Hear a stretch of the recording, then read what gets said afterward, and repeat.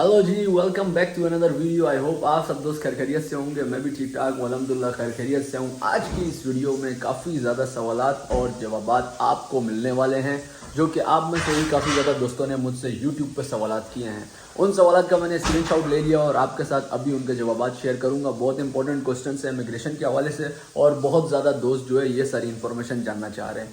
तो अगर अभी तक आप लोगों ने माजिद बैकपैकर फैमिली ज्वाइन नहीं की तो ज्वाइन करके बेल के आइकन को प्रेस कर दें, ताकि आने वाले डेली ब्लॉग इन्फॉर्मेटिव वीडियो दोस्तों आप लोगों को सबसे पहले मिलती रहे।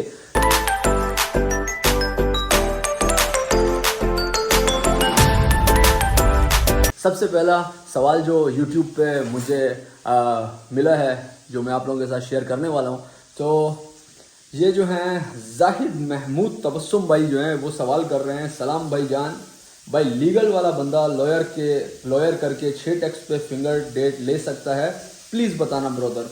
हाँ, ये सवाल क्यों इंपॉर्टेंट है और ये मैंने क्यों चूज़ किया, क्योंकि आज करंट सिचुएशन में जितने भी लोग पुर्तगाल आ रहे हैं उनको उनके दोस्त यार, उनके जानने वाले यही बोल रहे हैं कि भाई पुर्तगाल में ठहरो, 6 टैक्स पे करो और कार्ड लो और रफू चक्कू रो लो। तो भाई आपको मैं क्लियरिटी बताता चलूँ कि तकरीबन आज से पिछले साल नवंबर की बात है, एक हमारा दोस्त है इंडियन, उसके साथ 6 लड़कों ने ये लॉयर के थ्रू अप्लाई किया। 6 टैक्स उनके पूरे थे, उन्होंने सबमिट किया केस के भाई पुर्तगाल की जो रूल्स एंड रेगुलेशन के हिसाब से जो लीगल बंदे आए उन्होंने 6 टैक्स पे करने, और 6 टैक्स के बाद वो एलिजिबल हैं कि वो लॉयर करके अपना केस सबमिट करें। और अगर वो केस अप्रूव होता है, वो खाली ये नहीं है लॉयर केस सबमिट करेगा तो बस 100% अप्रूव हो जाएगा। वो पूरा एक प्रोसेस होता है, वो कोर्ट के थ्रू जज अप्रूव करता है, उसके बाद सेफ को जो है ऑर्डर देता है, फिर सेफ जो है बायोमेट्रिक लेता है और फिर उसके बाद आपको कार्ड मिलता है। लेकिन उसके लिए आपको पूरा एक केस सबमिट करना पड़ता है, तो उसके लिए एक पूरी प्रॉपर आपकी फाइलिंग होती है कि भाई आप लोग जो है जो हमारा दोस्त था उसने भाई शो कराया कि मेरी वालदा जो है वो इस तरह बीमार हैं, डॉक्यूमेंट शो कराए, अपने कंट्री से मिनिस्ट्री ऑफ फॉरेन अफेयर से अटेस्ट करा के डॉक्यूमेंट मंगवाए, और उसके बाद उसको जो है 110% भाई आपको ये बात नहीं है कि आपको 110% श्योरिटी है कि आपका काम होगा, बट उसको अल्हम्दुलिल्लाह नवंबर में उसने अपना केस सबमिट किया था, 6 टैक्स उसके कंप्लीट थे, और मार्च 17 को उसको 2023 इस साल के मार्च 17 को उसको कार्ड मिल गया था। तो पॉसिबिलिटी भी है और नई पॉसिबिलिटी भी है। जितने लोग भी आ रहे हैं भाई, आपको पता ही है सेफ का जो इदारा है वो अब आईएमओ पे मुंतकिल हो गया, और 5 जो डिपार्टमेंट है वो मर्ज हो गए, और जब से मर्ज हुए हैं तब से ही काम बहुत स्लो हो गया है। अब आने वाले टाइम में क्या होगा, तेज़ होगा, स्लो होगा, किस चीज़ पे रिस्ट्रिक्शन इम्पोज होगी, किस पे नहीं होगी, कोई कुछ नहीं कह सकता। बट मैं आपको ये बता सकता हूँ कि भाई ये 6 टैक्स वाला चक्कर जो है मेरे खुद दोस्त ने करा है और उसको कार्ड मिला है। तकरीबन उसका 1500 यूरो खर्चा आया था उस टाइम। आई डोंट नो अब कितना खर्चा है, क्या सिस्टम है, क्या नहीं है। तो अब कुछ बोल रहे होंगे माजिद भाई आपने उस टाइम क्यों नहीं किया, तो भाई मैंने उस टाइम इसलिए नहीं किया कि जिस टाइम ये सिनेरियो चल रहा था उस टाइम मेरे पास पैसे नहीं थे, और पैसे भी नहीं थे, और मेरे तकरीबन उस टाइम 5 टैक्स हुए थे। तो मैंने फिर ये चक्कर जो है स्टार्ट नहीं किया, और मुझे इतना जल्दी अपने कंट्री वापस भी नहीं जाना था, तो मैंने इसीलिए जो है इस चीज़ के अंदर हाथ नहीं डाला कि भाई मैं भी जो है 6 टैक्स के बाद लॉयर करूं और सिस्टम करूं।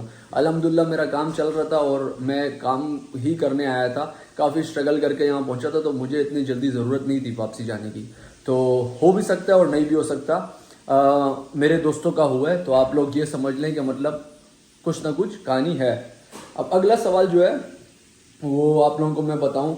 एक भाई हैं वो बोल रहे हैं लीगल एंट्री के बारे में एक वीडियो हो जाए मेरे प्यारे माजिद भाई। अच्छा, मैं आप लोगों को लीगल एंट्री के बारे में बताता रहता हूँ पहले भी कि भाई लीगल एंट्री क्या है। लीगल एंट्री ये है कि जो भी दोस्त पुर्तगाल आ रहे हैं और शेंजन वीज़ा पे आ रहे हैं, वो लोग शेंजन वीज़ा पे आने के बाद जो है कोई किसी भी किस्म का उनके पास विजिट वीज़ा है, वर्क वीज़ा है या रेजिडेंस परमिट है किसी भी कंट्री का जो कि शेंजन जोन में या यूरोपीय यूनियन में आते हैं, आप लोग वो उसके बिहाफ पे जब आप पुर्तगाल की टेरिटरी में एंटर हो जाते हैं दोस्तों, तो आप उसके बिहाफ पे जो है आप लोग यहाँ पे अपनी एक लीगल एंट्री कराते हैं होटल के थ्रू। और लीगल एंट्री उसको भी काउंट की जाती है जिस तरह आप लोग बाय प्लेन या बाय लैंड, मिसाल के तौर पे इजी अल्फाज में जहाज़ में आए, कश्ती में आए, ट्रेन में आए, बस में आए, किसी तरह से भी आए आप लोग यहाँ पे, तो आप लोग वो जो डॉक्यूमेंट है आपका टिकट वगैरह वो आपका लीगल एंट्री में काउंट होता है। तो बस यही लीगल एंट्री का सिस्टम है। फिर आके आप किसी भी हॉस्टल या होटल में रुकते हैं, आप वहाँ पे स्टे करते हैं, आप उनको बोले मेरे को एक लीगल एंट्री का डॉक्यूमेंट बना दें।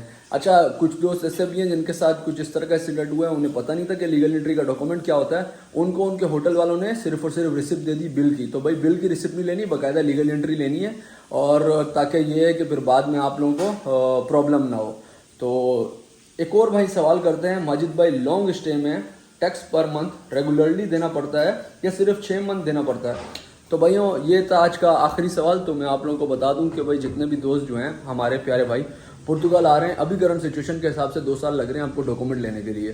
तो 2 साल जो आपको लग रहे हैं डॉक्यूमेंट लेने के लिए, उसके अंदर जो लीगल लोग हैं उनको 6 टैक्स चाहिए।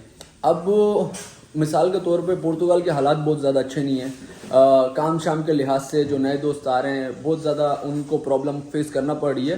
तो हर मुश्किल के बाद आसानी है, पेशेंस रखें, पेशेंस। देखिए अगर आपका काम लगा है, मिसाल के तौर पे 1 महीने लगा है, अगर देसी भाई के पास लगा है तो भाई 4-5 महीने तो पहली बात है आपको कॉन्ट्रैक्ट मिलता ही नहीं है। मैं अपनी एग्जांपल दे रहा हूँ, मुझे 4-5 महीने कॉन्ट्रैक्ट मिला ही नहीं था। मेरे कुछ दोस्त हैं, अच्छा जो लोग मुझे शुरू से देख रहे हैं उन्हें पता है, अहमद आया था, अहमद 4 महीने से एक पाकिस्तानी भाई के पास काम कर रहा है, उसे कॉन्ट्रैक्ट नहीं मिला। तो अगर पाकिस्तानी के पास आप काम कर रहे हैं 4-5 महीने, तो आप कॉन्ट्रैक्ट भूल ही जाएँ। तो वो 4-5 महीने तो आपके वही ज़ाया हो गए। उसके बाद फिर आपको कॉन्ट्रैक्ट मिलेगा, आपका टैक्स जाएगा। अब वो टैक्स जाएगा, उसके बाद हो सकता है 1-2 महीने बाद आप काम छोड़ दें, आपका दिल भर जाए, 14-14, 15-15 घंटे आप काम ना कर सकें, फिर उसके बाद आपको कहीं काम ना मिल रहा हो, फिर 4-5 महीने का गैप आ जाए, फिर आपको काम मिले, फिर आप काम करें, फिर टैक्स जाए, फिर हो सकता है आपका काम चला जाए, सीज़न ख़त्म हो जाए। तो प्रॉब्लम नहीं है मेरे दोस्तों, परेशान नहीं होना। ऐसा पुर्तगाल में चलता रहता है, काम है नहीं है, होगा नहीं होगा, क्या होगा क्या नहीं होगा। तो आप लोगों ने परेशान नहीं होना, बस फोकस करना है कि भाई जब आप बायोमेट्रिक के लिए जाएँ ना, अगर आप लीगल आए हैं तो कम से कम आपके 6 टैक्स हों, क्योंकि 6 टैक्स लॉ के हिसाब से आपके होने चाहिए। अगर आपके 6 टैक्स हैं, आपसे सेफ ऑफिसर कोई सवाल करता है कि भाई क्या सिचुएशन है, तो भाई सेफ वालों को भी पता है यहाँ पे काम की क्या सूरत हाल है, काम नहीं मिल रहा, सिस्टम है या नहीं है, क्या है, आप उनको डिफाइन कर सकते हैं। कम से कम आपने 6 टैक्स तो पे किए हैं जो कि लॉ के हिसाब से हैं। और इसी तरह इलीगल वाले जो दोस्त हैं मेरे, वो 12 टैक्स उन्होंने पे करने। तो इसमें कोई प्रॉब्लम की बात नहीं है, क्योंकि सिचुएशन इसी तरह है, आज काम है कल नहीं है। जो लोग मुझे शुरू से देख रहे हैं उन सबको पता है, 5-6 महीने मैंने काम किया विदाउट कॉन्ट्रैक्ट, विदाउट टैक्स। उसके बाद मेरी जॉब लगी, 2 महीने मैंने काम किया, फिर मेरी जॉब चली गई, फिर मुझे काम मिला, फिर मेरी जॉब चल रही है, अल्हम्दुलिल्लाह अभी तक चल रही है। तकरीबन 1 साल से मुझे ज़्यादा हो गया है इस कंपनी में जिधर मैं भी काम कर रहा हूँ। और मेरी हमेशा यही कोशिश होती है आप लोगों को रियलिटी बेस आसान अल्फाज में समझाऊं, ताकि यार आप लोगों को समझ आ जाए कि कहानी किस्सा है क्या। तो होपफुली आप लोगों को समझ आ गई होगी। मिलेंगे इंशाल्लाह नेक्स्ट वीडियो में नई इन्फॉर्मेशन के साथ। टेक केयर मेरे दोस्तों, अल्लाह हाफिज़।